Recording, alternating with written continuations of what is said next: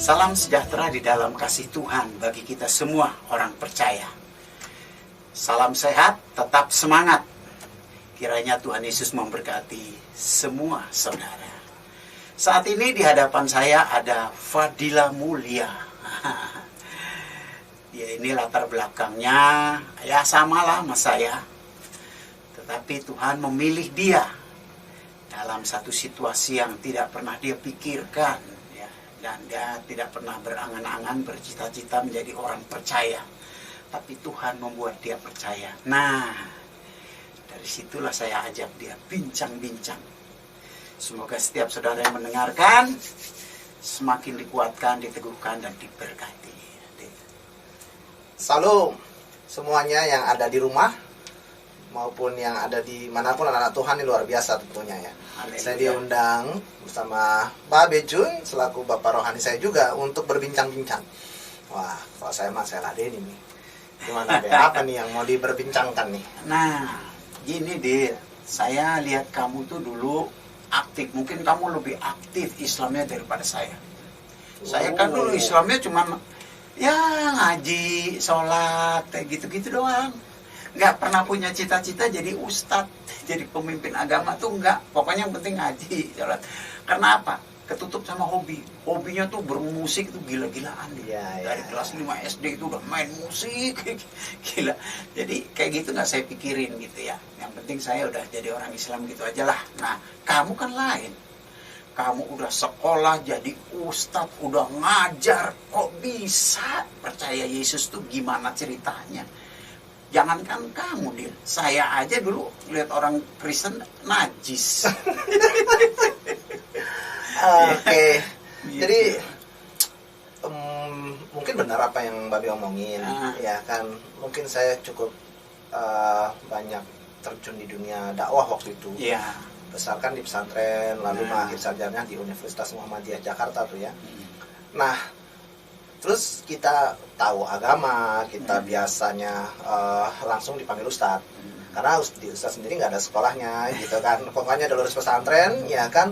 Terus paham, ya kan, dengan agama Islam. Terus juga sholat, hajinya bagus, menjadi imam bagus. Jadi panggilnya ustadz. Nah, waktu itu juga saya kan suka isi pesantren-pesantren kilat tuh di sekolah-sekolah. Panggilnya Pak Ustadz. Gitu. Nah, terus ceritanya gimana? Padahal kamu kan sebenarnya kalau udah model-model kayak gitu, kamu ingin semua orang Islam jadi Islam yang benar itu kan? Pasti dong. Iya dong. Nggak aja loh. Jangan Islam setengah-setengah kayak gue nih, cuman sholat ngaji doang. Tapi harus yang sungguh-sungguh dalemin gitu.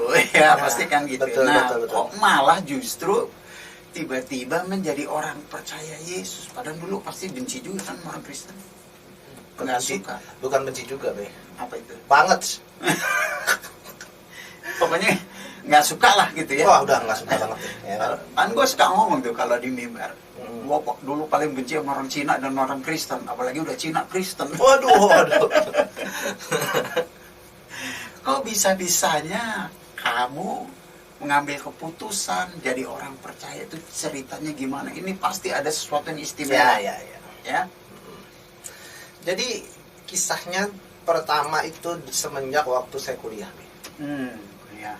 Waktu kuliah itu ada ospek, terus di situ saya sampaikan intinya saya mendengar sesuatu di situ, tapi bagaimana cara saya mendapatkan pendengaran itu ketika saya mengatakan begini, semuanya jangan sampai meninggalkan yang namanya keislaman atau murtad, intinya begitu ya. Pokoknya kita harus teguh di dalam keislaman, seperti hidup Islam aja pokoknya. Seperti syahadat kita, asyhadu alla ilaha illallah wa asyhadu anna muhammadar rasulullah. Tiada Tuhan selain Allah dan Muhammad adalah utusan Allah. Jadi tidak benar apa yang dikatakan saudara kita umat Kristen itu, ya, Isa Al-Masih adalah anak Tuhan. Masa ada Tuhan beranak? Waduh. Siapa bidannya? Nah, saya meyakini ya Tuhan nggak mungkin beranak dan itu bukan anak Tuhan. Iya. Nah, ketika saya mengatakan itu, ada suara. Lalu siapa Isa Al-Masih begitu? Padahal waktu itu masih ospek ya. masih dalam keadaan acara. Tiba-tiba ada suara, siapakah Isa Al-Masih itu? Betul. Nah, permasalahannya itu kan dalam keadaan saya berbalik ya. Oh gitu. Berbalik. Lagi ngomong, terus berbalik, dengar suara. Betul. Nah, ketika saya arahkan lagi ke mahasiswa baru, ya kan, saya langsung bilang, siapa itu yang bertanya itu? Saya bilang anak baru nantang gitu kan. Wah, nggak tahu nih, ya kan. Terus nggak ada. Bahkan teman saya juga ngingetin dan kasih tahu. Ente kenapa? Nggak ada yang ngomong. Emang tanyaannya apa? Itu tadi siapa Isa Al-Masih? Ah, nggak ada. Ente gimana? Nggak ada. Gitu. Jadi teman-teman saya juga menyatakan bahwasanya nggak ada suara itu. Nggak ada pertanyaan. Oke, udahlah. Jadi yang dengar kamu sendiri itu ya? Saya doang. Terus? Udah, saya ke ruangan saya, ke sekretariatan saya. Nggak jauh dari aula itu ada sekretariatan saya tuh. Ya kecil aja lah, ya kan. Nah, di situ saya nulis di meja. Ketika nulis di meja, di jendela yang kebuka itu ada suara juga. Jendelanya kebuka gitu? Enggak, jendelanya memang sudah terbuka. Sudah terbuka, tiba-tiba dari situ ada suara. Betul. Siapa Isa Al-Masih? Oh, kayaknya saya diisengin gitu kan. Saya samperin tuh jendelanya saya lihat begini. Nggak ada orang. Nggak ada orang. Nah, dari jendela sini, saya baru berpaling begini. Kan udah lihat nggak ada orang kan? Saya baru paling begini mau mengarah ke balik lagi, meja lagi. Lalu suara itu ada lagi. Lalu siapa Isa Al-Masih? Saya penasaran kan. Tapi saya buka mencari tahu Isa Al-Masih buat apa gitu kan. Ya kan, itu kan Tuhannya orang Kristen. Buat saya nggak peduli, udah saya tinggalin aja. Selama kurang lebih ya seminggu lebih lah, itu suara terus mengaung-ngaung di sini. Siapa Isa Al-Masih, siapa Isa Al-Masih? Kayak gimana ya? Tapi pernah nggak digangguin nyamuk, suaranya bikin sebel. Tepok. Masih ada. Oh, nggak bisa tidur deh. Siapa Isa Al-Masih? Situ nggak bisa tidur. Lama kelamaan, ya kan, saya penasaran. Apa jangan-jangan aneh disuruh cari itu yang namanya Isa Al-Masih kali ya? Aneh cari deh. Baru buka Alkitab, baru buka Al-Quran. Baru nih suaranya udah mengecil. Baru buka udah mengecil. Wah, bener nih katanya. Mukjizat banget nih Al-Quran kan. Luar biasa. Baru dibuka, ya kan, belum nemu ayatnya, baru dibuka doang udah mengecil. Suaranya. Yang ganggu lagi ya? Masih, tapi nggak parah. Masih nggak parah. Pas saya cari tahu tentang Isa Al-Masih, lama-lama agak menghilang. Wih, makin keren nih. Ya kan, ayat pertama dapat, ayat kedua dapat. Cuman saya jadi kayak mau melakukan sesuatu eksperimen. Ya kan? Pasti ada maksud di balik suara itu. Kok bisa begini ya? Akhirnya saya melakukan eksperimen apa? Wah, sekarang ayat-ayatnya ini ekstrim juga. Isa adalah rohullah wa kalimatullah dan sebagainya. Saya nyatakan, wah, eksperimen deh. Ya, adu kuat sama nabi saya. Nabi yang kita yakinin, yang saya yakin dulu, Muhammad Shallallahu Alaihi Wasallam. Nggak ada yang bisa ngalahin. Ya kan? Oke, eksperimen lah antara Isa Al-Masih sama Muhammad, dengan Nabi Muhammad. Isa Al-Masih saya anggap sebagai Nabi juga. Sama-sama Nabi. Kenapa begitu? Karena saya tidak mau membandingkan Nabi Isa langsung oleh Allah Subhanahu Wa Taala. Nggak level buat saya. Isa Al-Masih manusia, Allah Tuhan. Jadi yang mau saya bandingkan adalah manusia dengan manusia, Nabi dengan Nabi. Begitu. Jadi saya bandingkan antara Isa Al-Masih dengan Muhammad. Kita cari mulai dari keluarganya Isa Al-Masih tercatat jelas, bahkan nama ibunya dijadikan nama surat. Ya, Maryam. Dari kelahirannya, dari apa semua ya, kematiannya, kebangkitannya, bahkan dia akan datang kedua kali, semua tercatat jelas. Ya. Sedangkan Nabi Muhammad ya tidak jelas, dalam artian kisah dari yang sesuai dengan yang tertulis gitu. Sesuai dengan yang tertulis, kelahiran dan sebagainya semuanya nggak runut, tapi Isa Al-Masih runut ya, bahkan sampai datangan kedua kali runut. Ini saya tidak ada menjelek-jelekan Nabi Muhammad. Nah, ini yang saya temukan dan ini satu pencarian yang saya lakukan. Lalu saya lihat di mukjizatnya. Karena apa? Karena saya nggak mau kalah. Waktu dari segi keturunan atau keluarga yang lebih istimewa adalah Isa Al-Masih, saya udah menyatakan diri bahwasannya saya kalah. Saya kalah berapa? 1-0. Karena Isa udah punya skor 1, Muhammad 0. Nah, saya nggak mau Muhammad kalah nih, Nabi Muhammad kalah. Saya tetap harus cari lain bagaimana caranya Nabi Muhammad itu terlihat istimewa dan menang di mata saya. Nah, saya cari, oke, dia bisa menang di situ. Saya akan cari mukjizat. Ya kan, Isa Al-Masih apa sih? Pasti kalah sama Nabi Muhammad, kan begitu. Saya cari mukjizatnya. Saya lihat Isa Al-Masih dari semenjak di buayan sudah bisa berbicara. Berbicara. Lalu menyembuhkan orang sakit. Orang kusta itu zaman dulu tuh udah nggak ada obatnya tuh deh. Sembuh, ya kan? Orang buta melek, lumpuh berjalan. Malahan orang Israel bilang penyakit terkutuk ya. Oh iya, untuk kusta ya. Iya, kusta. Terus yang lebih mengherankan, orang mati bangkit. Waduh. Nah, saya bingung. Bahkan ada lagi, ya, apa yang bisa dilakukan oleh Allah Subhanahu wa Ta'ala, Isa ini bisa lakukan. Ya, kalau membangkitkan kan bisa dia. Kalau menghidupkan bisa nggak kira-kira? Dia ambil tanah liat, dia bentuk menyerupai burung, ditiupkan dulu lalu burung itu hidup.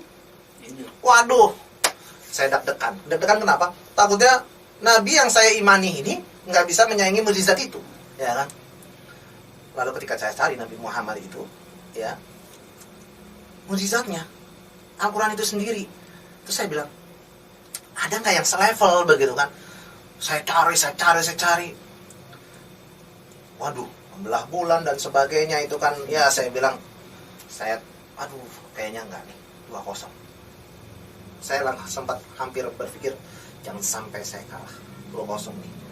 Oke, saya nggak mau kalah, saya cari lagi yang lain, gelar deh. Saya ambil tes berikutnya gelar. Nah, Isa Al-Masih gelarnya adalah ya Al-Masih, artinya yang diurapi, ya kan. Lalu saya berpikir yang terpilih, ya kan, yang diurapi artinya yang terpilih. Nah, Nabi Muhammad gelarnya apa nih? SAW, Sallallahu Alaihi Wasallam, yang artinya semoga ya keselamatan ada padanya. Aduh, masih semoga nih. Ya kan? Tapi kita juga nggak boleh sesumbar di dalam keislaman, nggak boleh sesumbar waktu itu, ya kan. Pokoknya apapun itu sebutnya insya Allah, atau artinya semoga jika Allah yang mengizinkan. Oke, 3-0 fix buat saya. Nabi Isa is the best. Dan semenjak itu suara itu hilang seketika, nggak ada lagi. Dan saya bersyukur. Saya sangat-sangat bersyukur mengenal Nabi Isa waktu itu, tapi belum menjadi Tuhan buat saya. Belum percaya ya? Belum. Pokoknya Nabi nomor 1 aja. Nabi aja tetap. Nabi tetap, tapi yang istimewa, paling keren. Paling keren. Nah, di situ saya sampaikan ke teman-teman waktu itu, khususnya di kelas. Ya, di kelas. Saya sampaikan, mereka anggap saya sesat tuh, Be. Kenapa sesat? Karena waktu itu syahadatnya saya ganti. Kan nabinya udah saya geser tuh. Nabinya bukan lagi Muhammad tapi Nabi Isa. Saya ganti asyhadu alla ilaha illallah wa asyhadu anna Yeshua al-Masih. Ekstrim tuh, Be, ekstrim. Tapi mereka tahu saya bisa berdialog dengan dalil, dan mereka mengerti apa yang saya katakan. Mereka juga nggak bisa bantah, ya kan. Sesat dia bilang, is okay, saya nggak masalah dibilang sesat, tapi yang jelas saya mau damai sejahtera, ya, istilahnya adem di hati, nggak banyak berontak, ya kan. Fokusnya saya mau beriman sama Tuhan deh, gitu aja. Namanya orang beriman apa sih? Ya, dia harus hatinya terpaut sama Tuhan, ya, lisannya harus bagus tutur katanya, tidak ada dusta, kebohongan dan sebagainya, ya. Lalu perbuatannya, ini semuanya ada di Isa Al-Masih, ya kan? Ada di Isa Al-Masih, ya kan? Saya berpikir, ya, dan hablum minallah wa hablum minannas ada di Isa Al-Masih. Hubungan kepada Tuhan bagus, hubungan kepada manusia bagus, karena ya Isa Al-Masih mengajarkan kasih. Begitu. Nah, akhirnya saya mau beranikan tekad mempercayakan Isa ketika saya selesai dialog sama Ustadz tuh. Ketika dialog sama Ustadz. Ustadz ini siapa? Guru? Guru ya kan. Ustadz waktu itu saya kenal banyak Ustadz lah, tapi yang saya rasa mumpuni untuk bimbing saya dia nih. Ya kan, saya datengin Ustadznya waktu itu, saya masih ingat banget tuh, habis udah maghrib ke malam. Ya kan, Assalamualaikum Ustadz. Waalaikumsalam. Dia gimana kabar? Ya, baik ya kan, silakan masuk gitu kan. Masuk ya kan. Terus saya nggak panjang lebar, saya bilang, Ustadz saya mau tanya. Ya silakan, tanya apa? Saya mau tanya Ustadz. Tapi Ustadz jangan marah. Iya, sangat apa, tanya aja. Ustadz, siapa yang menciptakan langit, bumi, dan segala isinya? Ustadz itu bilang dengan lantang, ya Allah Subhanahu wa Ta'ala. Lalu saya juga jawab, bagus, benar banget Ustadz, saya meyakini itu. Ya, dengan apa Allah Subhanahu wa Ta'ala ini menciptakan langit, bumi, dan segala isinya? Nah, Ustadz saya dengan jelas, tegas, dan nyata juga menyatakan bahwasanya dengan kalimatnya kun fayakun, maka jadilah. Nah, disitulah saya katakan begini, Ustadz, mohon maaf nih, saya baca di Al-Imran ayat 45 bahwasannya Isa Al-Masih di situ tertulis kalimatnya. Berarti yang menciptakan langit, bumi, dan segala isinya adalah Isa Al-Masih, seperti yang saya katakan bahwasanya yang menciptakan langit, bumi, dan isinya adalah Isa Al-Masih karena dia kalimatnya. Oleh karena itu, semua orang Islam harus mengikuti Isa Al-Masih karena dia pencipta langit, bumi, dan segala isinya. Disitulah Ustaz saya bilang, nggak mungkin, mana bisa gitu kan, mana bisa, kayak nggak ada, ya kan, nggak bisa. Nah, di saat dia mulai agak merah, agak naik ya ininya, tensinya,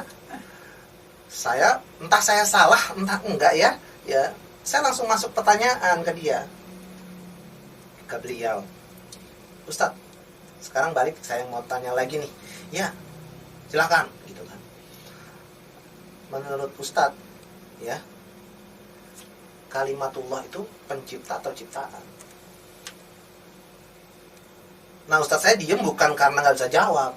Nah, Ustadz saya diem karena dia mikir takut untuk terjebak seperti pertanyaan pertama. Dia harus cari dulu sesuatu yang membuat saya yakin dengan jawaban dia, tapi nggak nemu. Kenapa? Karena saya bisa tahu pola pikir Pak Ustadz ini, ya. Pasti ketika dia jawab, ya pencipta, maka secara otomatis Pak Ustadz mengimani Al-Imran 45 tadi bahwasannya Isa Al-Masih adalah kalimatullah yang menciptakan langit, bumi, dan isinya. Gitu. Kalaupun Ustadz saya menjawab tidak, bukan pencipta, mana mungkin ya ciptaan menciptakan pencipta. Ya. Jadi Ustadz saya diam aja. Ketika Ustadz saya diam, saya masuk lagi. Nah, mungkin saya salah, tapi saya kayak ada gerakan dari hati saya untuk menjelaskan kepada Ustadz saya. Ustadz, ya, kalimatullah itu bukan ciptaan atau pencipta, gitu kan. Kalimatullah itu adalah bagian dari Allah sendiri. Karena kita, jiwa, ya, roh, dan perkataan kita tidak mungkin terpisah dari kita. Nah, karena itu kalimatullah adalah bagian dari Allah itu sendiri. Karena saking dekatnya, disebutlah oleh saudara kita umat Kristen sebagai anak. Nah, jadi ada sebutan anak Tuhan, ya, karena kalimatullah itu menyatu dengan Allah. Begitu. Nah, Ustaz saya langsung bilang, nggak mungkin, ya, nggak mungkin. Kalau Isa Al-Masih anaknya, Allah bapaknya, sebutkan siapa istrinya. Waduh, saya bingung siapa istrinya. Waduh, langsung saya bilang gini, Ustadz, kata anak itu bukan kata biologis. Kata anak itu kata sematan, di mana kata anak itu menggambarkan kedekatan antara kalimatullah itu dengan Allah itu sendiri. jika ada kalimat atau kata yang lebih dekat artinya daripada kata anak, maka kata itu yang akan disematkan oleh orang-orang Kristen kepada Isa Al-Masih. Nah, di sini juga kita coba jelaskan, saya coba simpulkan seperti ini ya. Contoh, anak tangga. Ya kan? Kan bukan berarti tangga itu melahirkan lalu punya anak, gitu kan? Anak kunci. Enggak berarti anak kunci itu melahirkan lalu itu kan kata sematan kiasan aja. Anak Gunung Salak, ya kan? Anak Gunung Krakatau, ya kan? Kan nggak begitu. Jadi itu kata sematan aja di situ. Nah, lalu ketika Ustaz tanya siapa ibunya, nah saya juga berpikir, Ustaz percaya nggak kalau Allah itu bisa berada dimanapun yang Allah kehendaki? Ya, Allah itu bisa melakukan apapun, ya. Kenapa? Ya, Ustaz nggak pernah mau percaya kalau Allah datang ke dunia ini nuzul menjelma menjadi manusia. Nggak mungkin. Mana mungkin Allah datang ke sini nuzul pakai manusia? Saya balas lagi, Ustaz, kalau Allah datang dalam wujud aslinya, bumi ini hancur. Dengan begitu mulia Allah, begitu luar biasanya keagungannya, terus datang dalam wujud aslinya menyelamatkan setiap dosa, menyelamatkan setiap manusia dari dosa, pasti hancur bumi ini. Makanya Allah nuzul, ya, menjelma menjadi manusia, menjadi Isa Al-Masih untuk menyelamatkan manusia, karena proyeknya antara Allah dengan manusia, bukan yang lain. Makanya juga berubah jadi manusia. Begitu be ceritanya. Akhirnya saya pulang tuh tanpa panjang lebar karena mukanya udah merah gitu kan, tensinya udah naik, ya kan. Saya pamit, assalamualaikum, pulanglah saya. Nah, disitulah saya menegaskan bahwasanya Ustadz saya nggak bisa bimbing saya untuk tidak mengimani Isa. Malah saya semakin kuat mengimani Isa. Akhirnya saya benar-benar menyatakan menerima Isa Al-Masih sebagai juru selamat saya. Begitulah ceritanya, kurang lebih. Tantangannya. Aduh. Aduh, kalau masalah saya deh baru-baru belajar Isa di Al-Quran tuh mulai dapat dikit-dikit ya. Saya share nih sama kakak, sama-sama naik mobil. Saya bilang, Mas, aku mau ngomong. Dia bilang, ngomong apa? Aku belajar Al-Quran, tak perhatiin kok. Nabi yang hebat itu Isa Al-Masih ya. Langsung ngamuk. Udah. Jangan ngomong begitu, jadi kafir lu ntar. Udah langsung diem aja. Baru ngomong lo belum percaya. Jadi nggak heran kalau gue percaya langsung gue di depak. Baru mau ngajak ngobrol aja ngomongin Isa, dia udah ngamuknya kayak gitu. Jadi nggak heran lah begitu gue percaya Isa Al-Masih, ngamuk bener dah sekeluarga. Gitu ya. Pasti kamu juga ngalamin gitu. Pasti. Ya. Bahkan dari semua masalah tekanan, masalah persekusi dan sebagainya, Babe hadir di 50% peristiwa itu gitu kan. Nah, jadi tapi untuk teman-teman juga ketahui bahwasanya ya tidak mudah mengikuti Isa Al-Masih karena saya juga merasakan itu dan Babe juga merasakan itu. Sejujurnya ada tekanan yang dahsyat, namun hati saya tuh selalu sukacita, entah dari mana kekuatan itu, ya. Ketika saya dipersekusi, difitnah dan sebagainya, saya tuh nggak langsung down gitu, malah justru semakin dikuatkan, entah dari mana kekuatan itu datang. Bahkan saya berani menyampaikan kabar baik itu kepada keluarga saya, ya kan, bahkan dibodoh-bodohin lah dan sebagainya. It's okay buat saya, nggak masalah, ya kan. Yang terpenting saya menyampaikan kabar baik itu. Bukan berarti saya mau memurtadkan seseorang, enggak. Di sini saya fokusnya bukan memurtadkan, tapi apa? Saya sayang kepada orang itu karena saya sudah mendapatkan juru selamat itu. Dan ketika saya sayang sama orang itu, saya akan beritakan. Saya nggak egois, saya akan beritakan. Kenapa? Karena saya fokusnya adalah keselamatan. Ketika dibilang murtad lu, buat saya nggak masalah, karena kata murtadin, bagi saya murtad adalah keluar, din artinya agama. Jadi arti murtadin adalah keluar meninggalkan agama. Nah, buat saya, ya biarkan aja saya meninggalkan agama, karena saya tidak mengikuti agama di sini. Karena saya mengikuti Isa Al-Masih, bukan mengikuti agamanya. Saya mengikuti Isa Al-Masih karena dia juru selamat. Jadi saya mengikuti Isa Al-Masih karena saya mau selamat. Yeah. Nah, Jadi buat saya apapun agamanya ya tidak menentukan orang itu bertuhan. Karena belum tentu orang yang beragama bertuhan. Nah, saya sudah menemukan Tuhan yang sejati ini dan saya sangat gembira karena itu saya bagikan. Nah, ketika orang lain marah, persekusi saya dan sebagainya, saya nggak merasa sedih. Dan ada kekuatan yang timbul dalam diri saya bahwasannya udah semua akan berakhir sukacita. Selalu begitu. Dan tapi walaupun demikian saya harus berhikmat.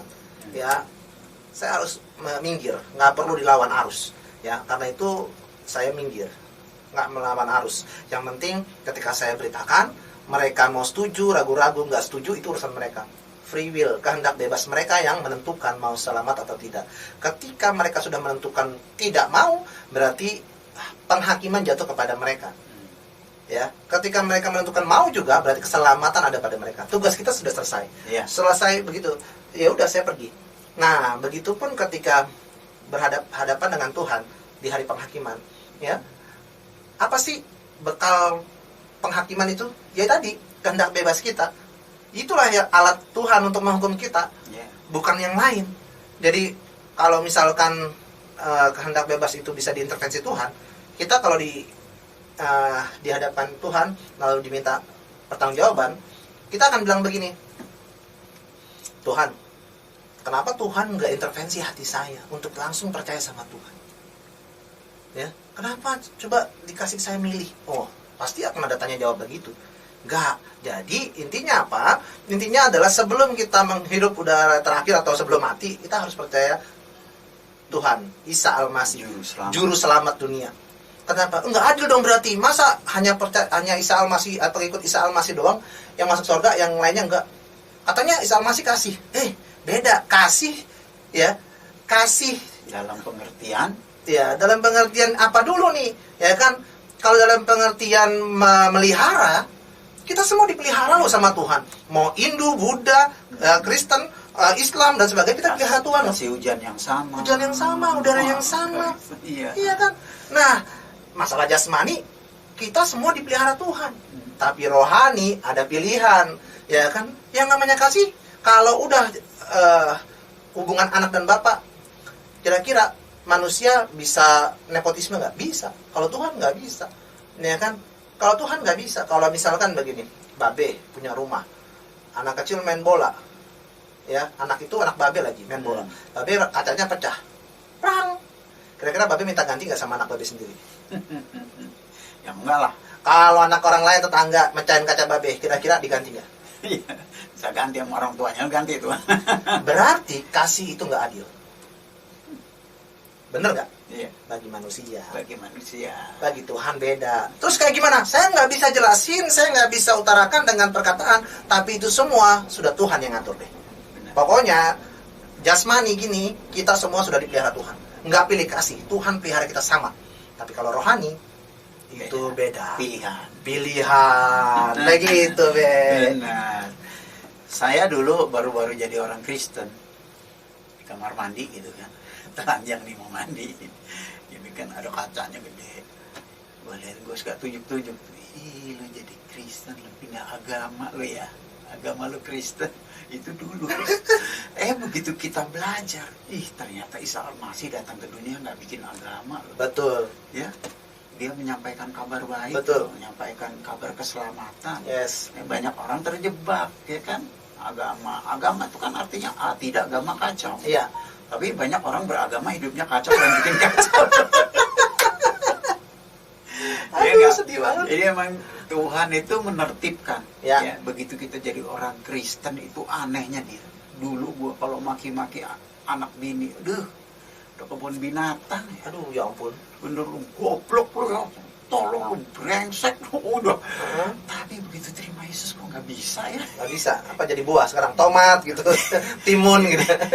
Nggak ada pikiran gitu. Oh ya nggak ada ya? Nggak ada. Malah anak tuh kadang-kadang ya kita pelukin, kita sayangin gitu ya.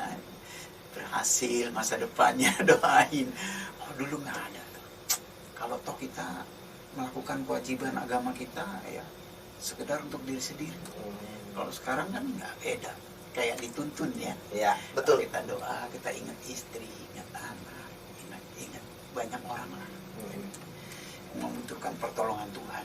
Nah, jadi ya dulu saya ikutinlah perjalanan kamu dia.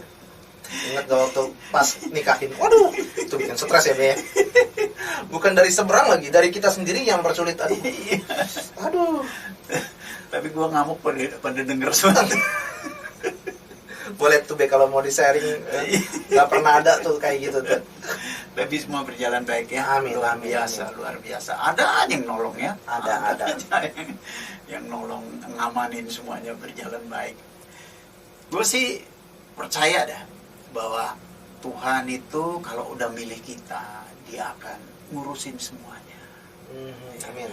Ngurusin semuanya, termasuk kamu, Fadil. Kemarin tuh ada orang dari Depok, dia juga gitu tuh. Yang laki Kristen, yang perempuan Betawi Muslim. Oke. Mereka pacaran lama nih. Yang perempuan begitu jadi Kristen diusir nih semua bapaknya, sama keluarganya diusir. Oke. Kan terus mereka mau nikah, kan butuh surat-surat. Ya, boro-boro orang tuanya mau tanda tangan, nggak mau lah. Udah deh, gemeteran takut. Gimana ini? Udah sini, gua doain. Ya, nggak ada masalah lebih hebat dari Yesus. Nggak ada. Semua masalah pokoknya bisa diselesaikan. Bisa diselesaikan, karena Yesus berkata, akulah jalan, dan dia berkata, mintalah, yang meminta akan menerima. Amin. Jadi jangan ragu-ragu, ayo kita berdoa. Doa, melangkah, besok urus surat-surat. Itu orang tuanya bisa tanda tangan, bisa ngurus semua, bisa rapi loh. Waduh, betah yang lain nonton. Iya, cuma doa doang. Iya. Aduh, luar biasa kuasa Tuhan ya. Iya, karena kita percaya yang Yesus omongin itu pasti benar. Mintalah, yang meminta akan menerima. Ya kan? Carilah, yang mencari akan mendapat. Ketuklah, pintu akan dibukakan baginya. 2 orang tuh gue nikahin. Udih, semua dari sana.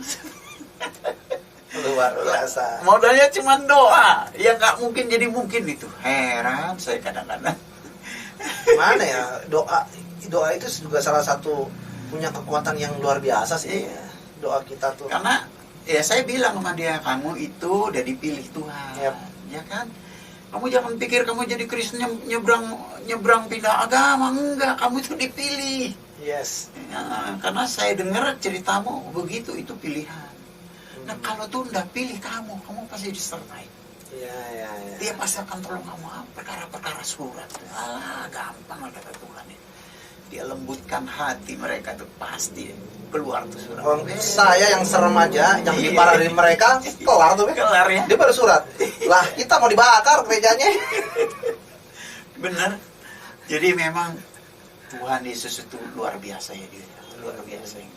Yang kamu rasakan sekarang pasti ada rasa damai. Yes. Tenang ya dia ya. Terus kita ingin selalu berbagi, cuman kadang-kadang orang bisa salah arti ya. Betul. Salah artikan ya. Yang kita sampaikan ini adalah kabar keselamatan, bukan agama. Banyak orang berpikir, wah ngoncangin iman gua nih, gua suruh pindah agama. Enggak. Ya. Nah, satu lagi dia, ini keluarga gua nih banyak yang gua udah sampein kabar baik. Tapi berhubung mereka udah punya pasangan hidup, mereka takut ngambil keputusan. Tapi gue suka ngejek. Lu kan udah tahu Yesus Tuhan kan, gue udah ajarin, iya. Lo takut sama siapa? Yang laki gue. Lebih hebat mana laki lo sama Tuhan? Ya hebatan Tuhan. Kenapa lo takut? Itu banyak orang gitu. Ya. Padahal mesti lihat dong, Tuhan itu lebih hebat dari segalanya. Kalau emang itu Tuhan yang benar, kenapa lo takut? Ya. Hadapin aja masalah. Makanya gue bikin lagu tuh dia. Ade risiko. Waktu kita ambil keputusan. Mantap. Ada risiko. Waktu kita terima Almasih. Asik. Ada risiko. Iblis pasti kagak diem aja. Mantap. Ada risiko. Keluarga benci ame kita. Haleluya. Ada risiko. Hidup bokeh kagak punya ake. Gue bikin gitu tuh pengalaman dia. Iya, pasti. Jadi, makanya tuh ada rohnya gitu lagu itu. Mm-mm. Yang kayak saya ini merasakan langsung, iya, Ya, emang iya. langsung merasakan. Jadi memang nggak Ya, mudah ya. musuh kita akan banyak. Kan Tuhan sudah bilang, kamu akan dibenci banyak orang karena namaku tanpa alasan. Nah, ini share kita nih sama Fadil ya. Nah, terus Fadil ini bikin buku, saudara. Judulnya Selubung yang Tersingkap. Nah, ini buku sangat bagus untuk menjadi milik saudara. Saudara yang yang mau bersaksi, yang mau cerita tentang kabar baik. Ya, buku ini jadi bekal yang bagus. Ini harganya berapa nih, Dil? Waduh, saya langsung sahin aja mas sekretaris deh. Oh, Langsung ada nomornya ntar dihubungin. Oh iya, kalau saya gitu, saya cuma melayanin doang, nggak ngurusin yang begini-beginian. Nah, kalau gitu lihat nih nomor HP yang ada di bawah ini. Pesan lewat nomor itu aja ya. Nah, pesan lewat nomor itu ya. Tuhan Yesus memberkati kita semua. Haleluya. Amin. Amin.